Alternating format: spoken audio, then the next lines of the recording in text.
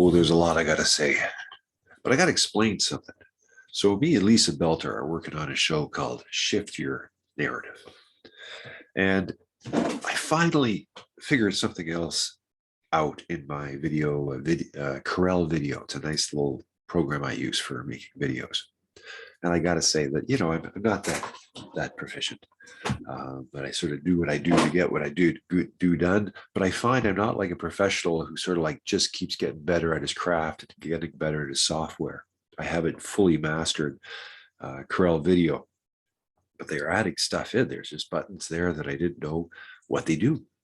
And then one day I press this button, and it what it does is it makes these 3 levels, makes the layers. And I've never been able to do this. I couldn't create the thing in the background here. I couldn't divide the screen and then put something else in it and have something to put in it and then have mental models to put language in it. And so I'm putting this show together. I'm thinking, okay, we got to come up with we got to start looking uniform. We got to come up with our brand, our show. It's the internet. There's so much creativity. Let's break the barriers, break the boundaries. Let's do something different.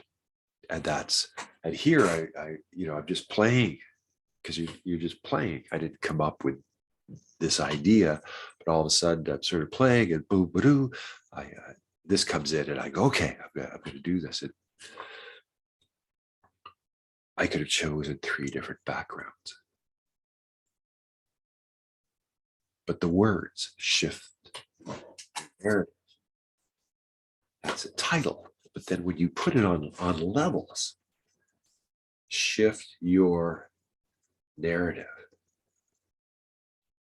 And then I started thinking about shift your narrative, or should it be this?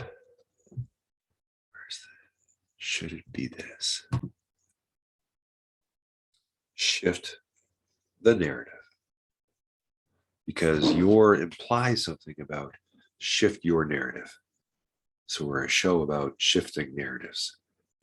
And I like function and title. I like when you hear the title, you know exactly what such a thing is or does. So Shift the Narrative is a web TV show, me and Lisa Belter. And shift your narrative, shift the narrative. So I was just thinking, okay, well, we got 2 of these. Could be either. And I was then thinking, well, you could shift it from your to the. That's a big shift. It's not mine anymore. I'm not owning it. It's the narrative. It's the shared narrative, or it's the bigger narrative, or what the heck's going on. But then that led me to think even more, which is very, very sort of not a good thing to do with me sometimes. Because as soon as you bring in language games, as soon as you bring in patterns, as soon as you bring in models, everything's a part of something else, and they're coming together. And now I'm starting to see, okay, shift their narrative, shift your narrative, shift the narrative, shift their narrative. And then, of course, I'm going, okay, well, what are the other possibilities? Here's an obvious pattern, but I usually don't go here. This is 3. Like, no matter what, this is not two screens, and this is not 4 screens. This is not 5 screens. This is 6. This is actually 3 screens together. What is the significance of that? It's like we're playing with words and we're playing with numbers. And then these words and numbers make patterns in our mind. And how our patterns in our mind are organized has us perceive reality through our conceptual universe. Everything in our mind is a concept, and is somehow organized together. And something which psychology doesn't seem that good at is what is behind mental models? What is behind conceptual systems? How do we organize the universe? How do we organize our thinking? How do we organize our mind?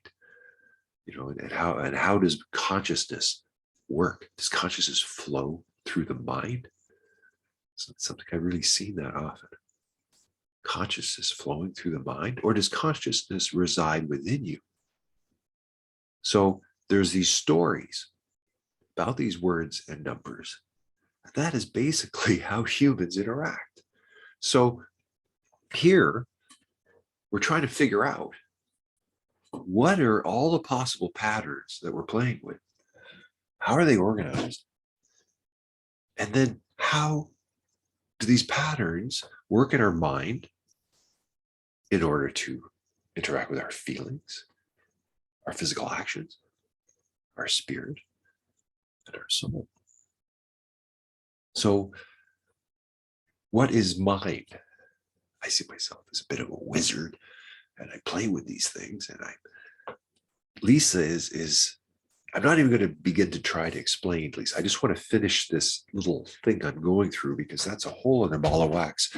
And she obviously is going to give her perspective on what I'm talking about, which is good about the male and the female giving different perspectives because they're so different sometimes, right? I mean, who the heck would look at all these things, really? Now this shift his narrative. I brought in gender. All of a sudden, that's a big problem. All of a sudden, shift his narrative, which seems to be a little bit shifting her narrative. His and her, his and her. So we're at the deep foundation of grammar and thinking of the mind and what happens around who someone is and what someone owns and what kind of stories are in their head about it.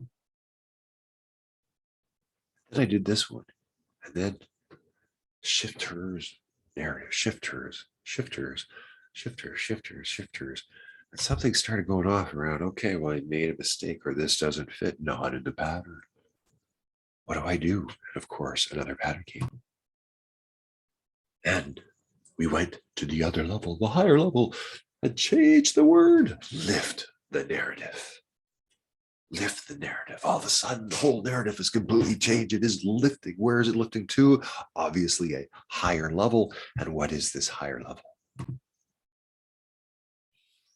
Lift the laxative. Ah. And finally, you have this new show, which just brings out this shit that you've never seen before in ways that you couldn't even imagine. And that's another thing that Lisa's very good at. But I think I've been going on too long about this. I'm just trying to get a sort of handle on what the name of the show is and then perhaps how to use that towards talking about the show. But I'm not sure if I did that because, I always sort of miss things, so I don't get things.